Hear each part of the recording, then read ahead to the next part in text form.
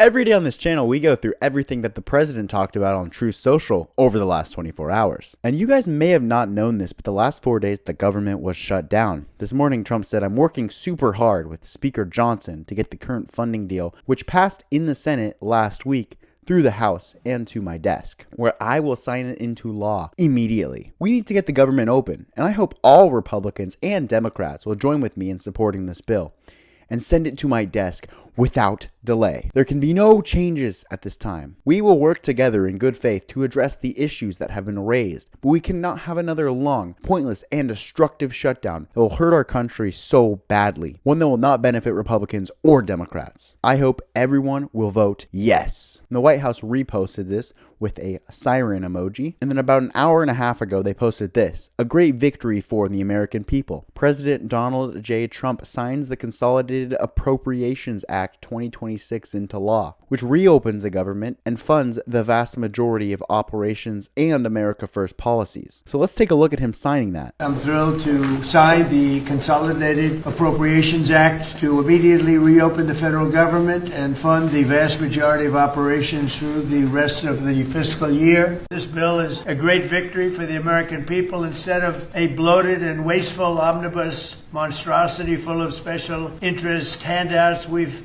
succeeded in passing a fiscally responsible package that actually cuts wasteful federal spending while supporting critical programs for the safety, security, and prosperity of the American people." Now, if you guys aren't aware, in the Senate, Republicans need 60 votes in order to overcome the filibuster, and they do not have 60 votes in the Senate. So this had to be bipartisan, meaning that some Democrats had to reach across the aisle. So, what did they win and what did they lose? Well, here's a quick rundown. It averted the shutdown. It fully funded most agencies through 2026 with spending cuts and waste reduction, as Trump mentioned. It advanced America First priorities, stronger defense, border security via DHS, and it ended Biden mandates. And it was bipartisan. There was reforms in healthcare as well. But here are some of the losses. The compromise with Dems may have caused insufficient cuts and could be seen as bloated. And also, DHS is only funded through February 13th, which is delaying full border wins. And there was no voter ID or stricter amendments. The process was bypassed. But the government is back open. All right, and moving on, let's talk about Jeffrey Epstein. We heard yesterday that Donald Trump called out Trevor Noah for accusing Trump of being on Epstein Island. Today, Trump says, "Not only wasn't I friendly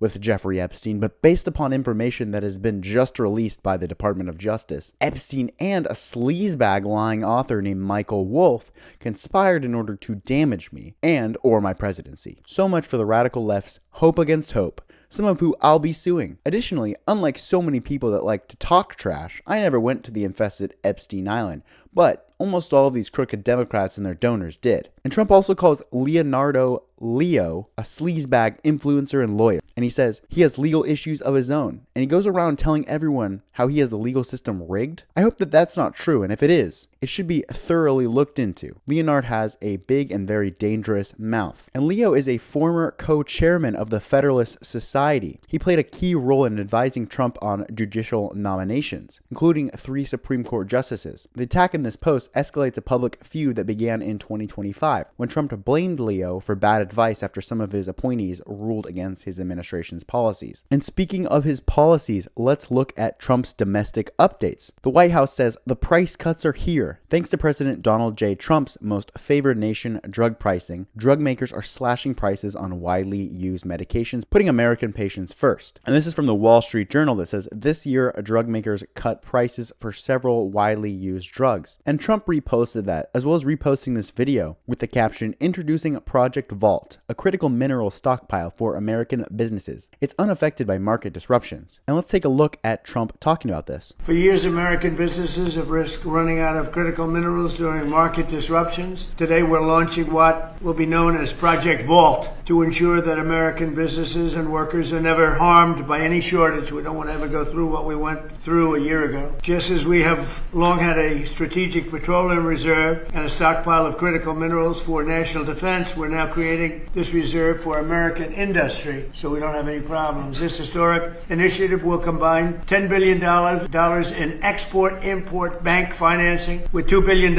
in private sector financing, and we even expect the American taxpayer to make a profit from the interest on the loan used to start the Project Vault. It's an amazing thing. They've been talking about it for years. Other presidents did a lot of talking, but they didn't do anything. And so that highlights Trump's economics, which the White House says the golden age is here. They say Simmons Energy is investing a whopping $1 billion in America, creating jobs and expanding across the country. And Trump reposted that. They're expanding across North Carolina, Alabama, New York, Texas, Florida, and Mississippi. And he also reposts this that says President Trump has proven every critic wrong on tariffs. They have created an American economic miracle. And this is a quote from Trump that says, when I imposed historic tariffs on nearly all foreign countries last April, the critics said my policies would cause a global economic meltdown. Instead, they've created an American economic miracle, and we are quickly building the greatest economy in the history of the world, with other countries doing just fine. But you know what's not doing fine? Harvard. Trump says strongly anti-Semitic Harvard University has been feeding a lot of nonsense to the failing New York Times.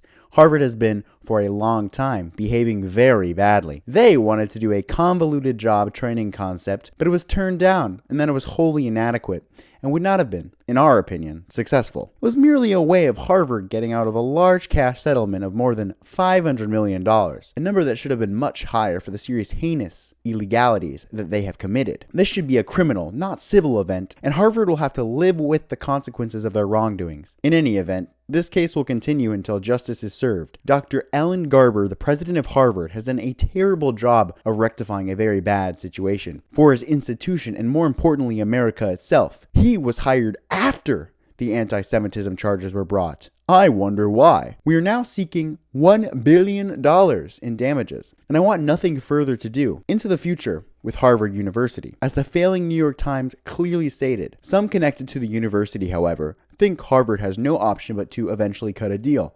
The administration has repeatedly attempted to cut off research grants, which would be an untenable crisis. Like many major research universities, Harvard relies on federal funding for its financial model. And Trump signs off saying, thank you for your attention to this matter. And he asks, why hasn't the fake news New York Times adjusted its phony article on the corruption and anti-Semitism, which has taken place at Harvard? They never call for facts or fact checks because the Times is a corrupt, unprincipled, and pathetic vehicle of the left. They wrote only negatively about me in the last election, and I won in a landslide. To anyone who knows, they have zero credibility, a rag at the lowest level. I look forward to watching their rapidly failing circulation force them to finally close their doors. That would be great news for America. And let's look at Donald Trump call out some politicians. But first, he says the highest poll numbers I have ever received, obviously. People like a strong and powerful country with the best economy ever. And he calls out Thomas Massie, who we've seen stand against him and vote no on a lot of Republican proposals. Trump says,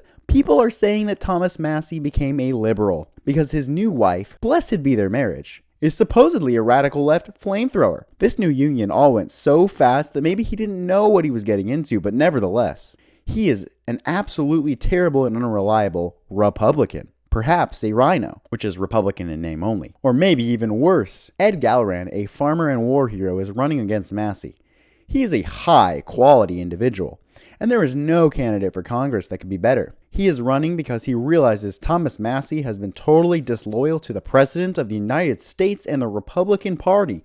He never votes for us. He always goes with the Democrats. Thomas Massie is a complete and total disaster. We must make sure he loses big. And to finish off, let's look at some miscellaneous stuff. Trump says, this beautiful building will be, when complete, the much anticipated White House ballroom. Take a look at that, folks. That's the White House ballroom. The greatest of its kind ever built. It is a rendering from the Treasury building directly across the street and replaces the very small, dilapidated, and rebuilt many times East Wing with a magnificent new East Wing, the best, consisting of a glorious ballroom that has been asked for by presidents for over 150 years. Being an identical height and scale, it is totally in keeping with our historic White House. This is the first rendering shown to the public. If you notice, the north wall is a replica of the north facade of the White House, shown at the right-hand side of the picture. This space will serve our country well for hopefully centuries into the future. President Donald J. Trump.